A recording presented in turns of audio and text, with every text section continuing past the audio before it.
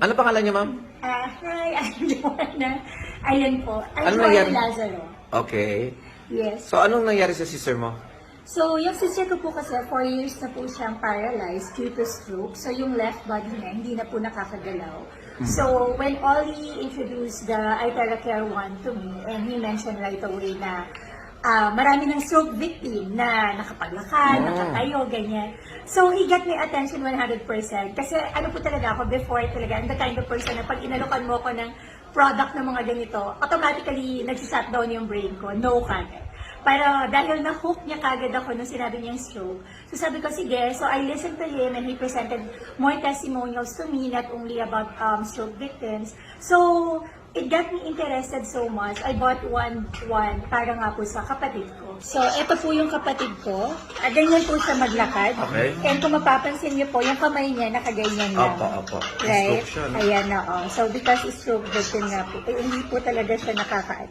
So, this is the first time po. Ayan. Hindi pa rin. Bigla po Ikaw niya. yung Oli ano ba? Opo, siya po yan. Bigla pong gumalaw yung kamay niya. Gumalaw. Yes, ng many times. So, kasi sabi rin pag isang beses, tsamba. Diba? Pero ito, ayan nagagawa lang yan. Pero never po niya na igagala.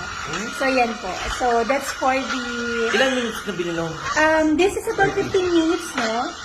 Ito rin po, yung leg niya, hindi po yan nakakagalaw din talaga. Paralyzed na po eh. Ayan. Ayan. Gumalaw? Gumalaw.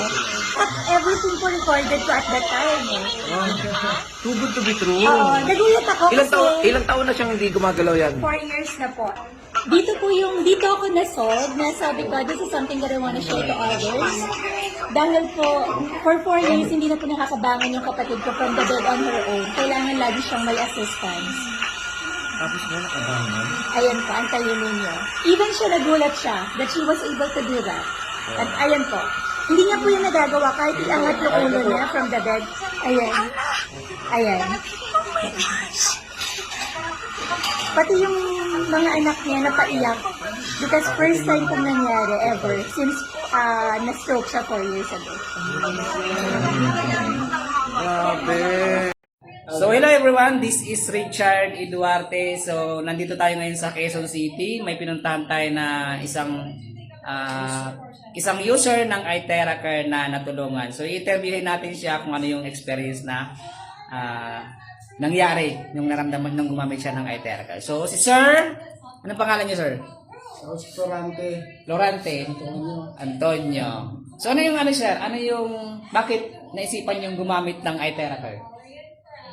Ano yung problem nyo? Ano ba? May stroke ba? Kasi yung nakita ko yung iTerra Care sa Facebook. Ano kayo sir? Stroke talaga? Stroke. So ano yung dating stroke nyo? Ganun? Nakagalaw lang ako. Yan. Tapos ngayon? Pero ngayon, Wow! Di ba? So, ilang weeks nyo ginamit? Bago yung paano yung improvement? bali 2 weeks pa yung ano ko. 2 weeks yung gamit nyo. Tapos ngayon natataas mo na yung Kamay ko. di ba? Naka-escort ka rin ako. Wow! Di ba? Diba? So hindi lang yan. So hindi lang yan kasi guys, mayroon tayong mga kasamahan din dito na kapitbahay nila. Kasi nga dito, bago lang kami, pumunta kami dito. So ito sila ma'am na nakakakilala kay Sir Lorante. Ito sa mga kakilala nila na taga rito din. So i-interview natin sila kung ano yung case ni Sir dati nung hindi pa nagagamit ng iTerra Care. Ano yung case nila ni Sir? Sa noon po kasi nakita ko siya noon before, hindi po ganyan yung improvement niya, hindi po siya nakakalakad, mapayat. Tapos hirap po talaga siyang maglakad. Yun yung nakita ko sa kanya. Pero ngayon na nakita ko siyang pagbalik sa kanya, laki po ng pagbabago talaga. Dati hindi pa ako naniniwala. Nakikita mo na Pero sa labas? ngayon naniniwala. Opo, hindi po yan nakakababa sa hagdanan. Lagi ko po yan binibiro na, Kuya, halika na baba ka dito, maglakad-lakad tayo. Hindi niya po kaya noon. Grabe, Pero no? ngayon, hanggang area 2 na yata kaya na po. Grabe. So, talagang Diba? hindi po, totoo po yung nangyari na maganda po talaga na nakagamit siya ng iTerra Care. Maganda po yung improvement sa kanya. Ako po mismo nagsabi. So, ano yung pangalan niya, ma'am? Kasi kapitbahay ko po siya. Ako po si Lala. Lala. So thank you ma'am Lala. Ito naman yung kanyang husband. So na-itera ko naman to. Meron din agad improvement sa kanya. Inantok siya nung dinower ko. So si Ma'am Josephine, ito po yung asawa ni Sir Florante, siya yung nag-blower kay Sir. Ayan ma'am, ano yung masasabi niyo sa iTeracare? Nagpapasalamat ako sa device na ito dahil talagang amazing siya. Noong una hindi ako naniniwala na maraming maitutulong sa kanya ito. Sinubukan lang talaga namin dahil parang tinitignan mo, blower lang talaga siya na ordinary. Pero nung nasubukan namin yung device, talagang power siya talaga, powerful. Oo, kasi malaki yung pinagbago niya, lalo yung dandruff niya, nagsusugat yung ulo niya. Nawala na rin. Nawala na rin, pero hindi yun talaga ang priority ko. Ang priority ko talaga yung Stroke. Ngayon. Pero after 15 days of therapy, tuloy-tuloy yun, twice a day, napansin ko, nung nagpagupit siya, malinis na yung ulo niya. At isa pa yung kamay niya, yung tenga niya. Na dati ko nang pinapa-check up, naging okay na rin, wala na siyang reklamo. Kaya sabi ko, bakit wala na siyang reklamo tungkol sa tenga. tenga? No, grabe Yun no. pala, yun parang naamis talaga ako, masaya ako kaya. Kasi ang nangyari kasi ma'am, hindi lang yung stroke ang natulungan, pati yung sa ulo, yung dandruff at saka yung tainga. So lahat all over siya. Ang maganda diyan, buong family yung nakakagamit ng iTeracare. So hihingi tayo ng konting masasabi ni Sir, yung last na message niya para sa iTeracare. Ano yung masasabi mo, Sir? Thank you sa iTeracare. Ayan, so pogi na ulit, nakakalakad na, nakakagalan na si Sir. So maraming salamat talaga sa iTeracare. So thank you so much everyone. So huwag niyo makalimutan mag-like and follow sa ating page na Pride VIP Philippines iTeracare. This is Richard Eduarte na nagsasabing, eat asin, not to share. iTeracare. Love yourself, love yourself. Alright. Diba? Ayan, nandito po tayo kay Doc Doddy. Doc, kumusta po? Ano po nangyari sa inyo? Stroke. Na-stroke po kayo. Mga ilang na po? Mag-1 year na sa 17. Magwa 1 year na po. Opo. Pero yung kamay po ninyong ito, Ganito lang. hindi po maitaas. Hindi. Ganyan lang. Ay, ganyan lang. Okay. Sige po, yun na lang po ang gagawin natin. Subukan po natin. Kasi wala naman po imposible. No, ko'y pinasok sa ospital, nakakaganyan pa ako eh. Oo.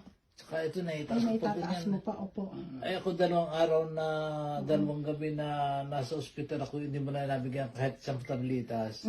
Lumala. Dapat yun yung maagapan yun. Within 3 hours, dapat malapatan ako. Eh, hindi.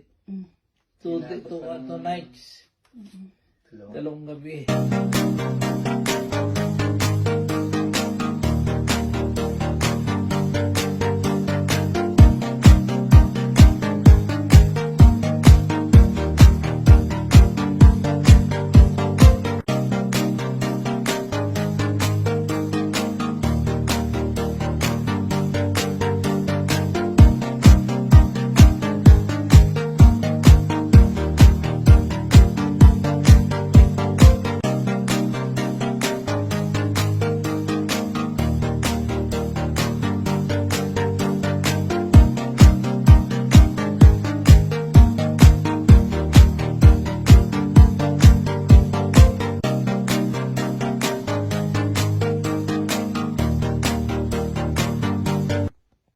Sige po.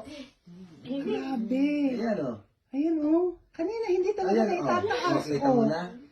Oh my Oh. God. Ipasa mo sa akin pagkano yan. Opo. Sa mga bayaw ko ng mga Ayan. diabetes.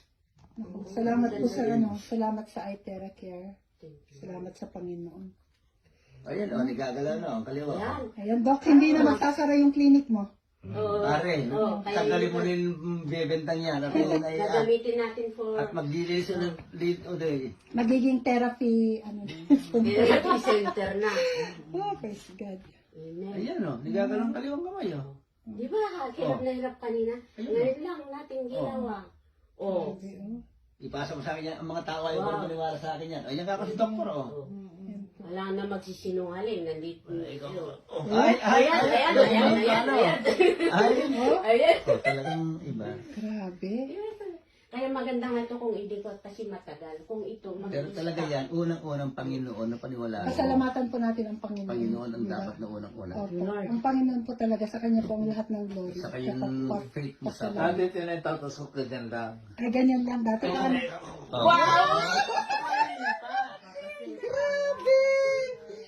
Black belter din niya. Ay, belter daw. Kasi the father. Oh! Oh, tignan mo. Wow, wow, wow. wow! Grabe. Kakasipa na si Doc. Mapapasarap din ang tulog mo mamaya. Yeah, grabe. Papayak na ako sa Ikuha mo tuwa ng eh. gamit. 1 year po. Mag-iisang taon na yan. Then ako, isang taon 27 to eh. Nauna ko sa kanya eh. Salamat talaga. Salamat po sa... Ay, Nauna ako. Salamat sa Panginoon. Isang taon 27 to eh. Ayan si Doc, 1 year yan na ganyan po.